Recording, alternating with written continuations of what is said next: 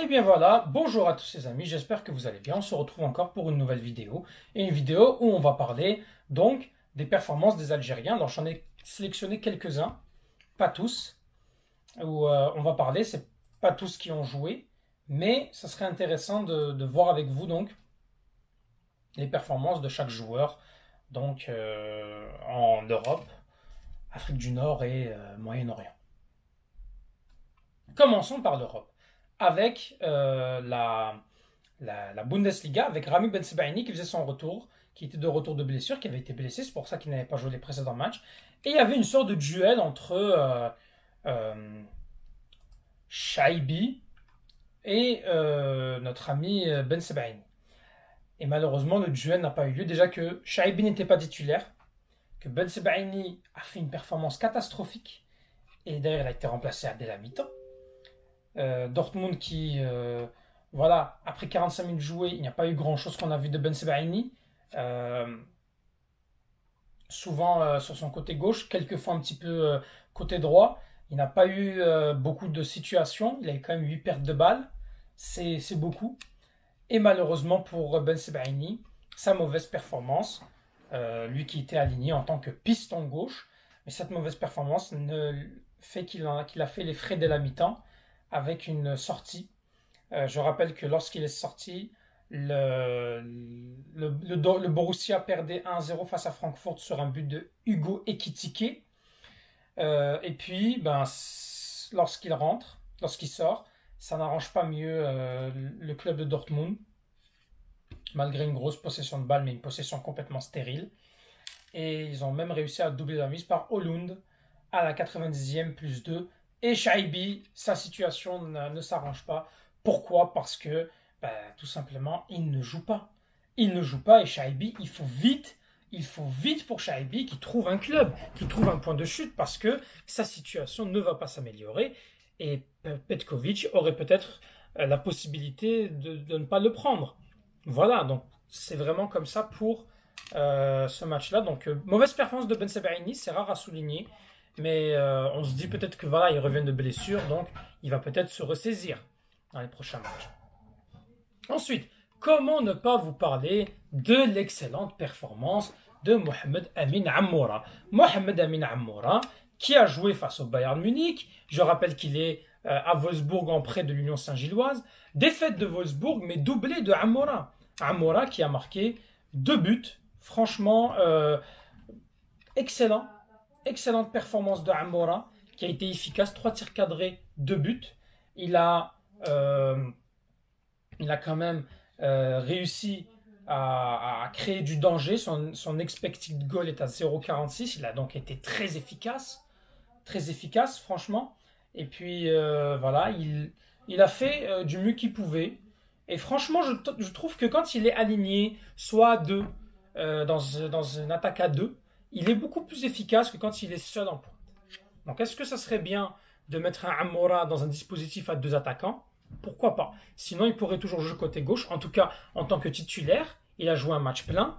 Il peut montrer que il peut être titulaire et rapporter du danger. Souvent, on lui reprochait d'être pas bon titulaire et d'être bon quand il rentre en jeu, en tout cas avec l'équipe d'Algérie.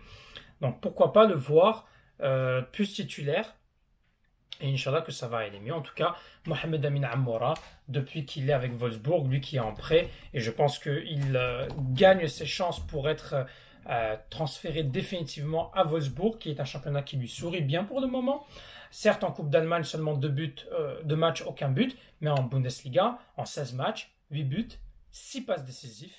C'est excellent pour notre cher Ammoura, qui a d'ailleurs été noté de 8,7 sur 10 meilleurs joueurs de son équipe, malgré la défaite. Ensuite, allons vers Amin Gouiri. Amin Gouiri qui, avec Rennes, ça va plus du tout, et Rennes qui ne fait que perdre, qui ne gagne plus du tout. Encore une fois, ils viennent de perdre face à Brest, 2-1 à domicile, après avoir perdu face à l'OM. Et pourtant, Gouiri qui rentre, qui fait une bonne performance, avec une accrédité d'une passe décisive. Il a quand même réussi à sonner la révolte, mais malheureusement, ça n'a pas été suffisant. Une passe décisive pour lui. Voilà, il a essayé d'apporter du danger comme il l'a pu, mais c'était encore une fois trop léger. Et Gouiri, pareil, il faut qu'il trouve un point de chute, mais il faut qu'il trouve un point de chute dans un grand championnat, pas en Turquie. Pour Gouiri, c'est seulement une trentaine de minutes jouées, 32 minutes jouées même pour être précis. On sent que Jorge Sampaoli, il sent que Gouiri ne répond pas aux exigences. Maintenant, Eredivisie avec le Feyenoord, avec deux joueurs qui ont joué. Zarouki qui a joué 82 minutes et qui a été sorti sur blessure. Il a fait un match correct en tant que sentinelle. Il a, il a eu quand même quelques pertes de balles. 15 pertes de balles, c'est quand même beaucoup pour un poste où il est. Il a commis 3 fautes. Pas assez bon dans les duels au sol. Mais il a quand même su, avec son utilisation de ballon, essayer d'apporter le danger, très peu. En tout cas, c'est un match correct pour Zarouki, mais qui sort de blessure. Attention, affaire à suivre pour sa blessure. Sinon, pour Hadj Moussa, il a eu quelques passes clés. Il a réussi à apporter du danger. Malheureusement, ces passes clés n'ont pas été concrétisées par des buts. Mais Hadj Moussa qui, voilà, fait un match correct, ne marque plus pour le moment. On espère que ça va revenir. Le fait qu'il marque, il a été très très bon sur son côté droit. Il a essayé d'être porté du danger. Malheureusement, le Feyenoord n'a pas gagné. Et donc c'est problématique pour la lutte avec le titre. Donc voilà pour Hadj Moussa et Zarouki. Houssam Aouar, lui, avec Al-Ittihad en Saudi Pro League, a participé à la large victoire de son équipe avec un but à la clé. Voilà, Houssam Aouar qui a marqué, Karim Benzema aussi qui a marqué. C'est d'ailleurs Benzema qui fait une passe décisive à Aouar, et Aouar qui fait même une passe décisive lors du troisième but de Abdulrahman Al-Aboud. Voilà pour donc Houssam Aouar. Voilà un petit peu. Voilà, je voulais surtout parler de ça pour le moment. Je pense qu'au moment où je vous parle, Angers est en train de jouer avec 1-0 pour Angers face à Auxerre. Abdelli titulaire, Farid El Melali titulaire, Belqabla est titulaire également. Et on a un Zinedine Farhad qui est sur le banc, qui n'est pas récompensé par sa belle entrée. Mais on lui souhaite de rentrer pour l'instant 42e minute de jeu. Voilà un petit peu pour le SCO d'Angers. Et si Angers gagne, Angers va encore une fois s'éloigner un peu plus de la relégation. S'ils gagnent leur match, ils seront provisoirement 13e. Ou non, ils seraient même 13e officiellement. Donc voilà, ils recolleraient même à leur adversaire du soir, l'AJ Auxerre. Sinon, très vite pour Mandy, qui a été titulaire non, qui n'a pas été titulaire, même, il est juste rentré en jeu lors de la victoire de son équipe, 2-1.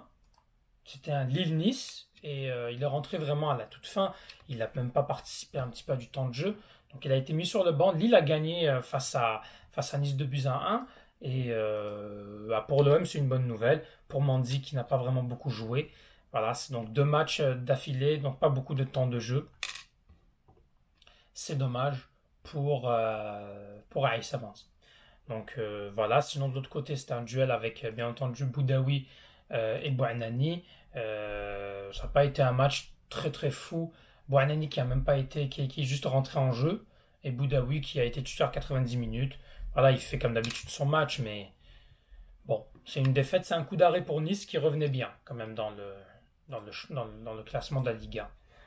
Donc voilà. Et bon, au passage, si Marseille gagne son match face à Strasbourg, ce qui n'est pas gagné d'avance, Lille, on sera à 7 points, on garderait nos 7 points de Lille. On aurait 8 points sur Monaco qui ça va plus du tout. Hein, c'est vraiment ça fait 4 matchs d'affilée qui ne gagnent plus. Nice, on les relèguerait à 9 points. Et Lyon, qui n'ont pas gagné, hein, les Lyonnais, hein, je fais un petit coucou à Céliane. On relèguerait Lyon à 10 points.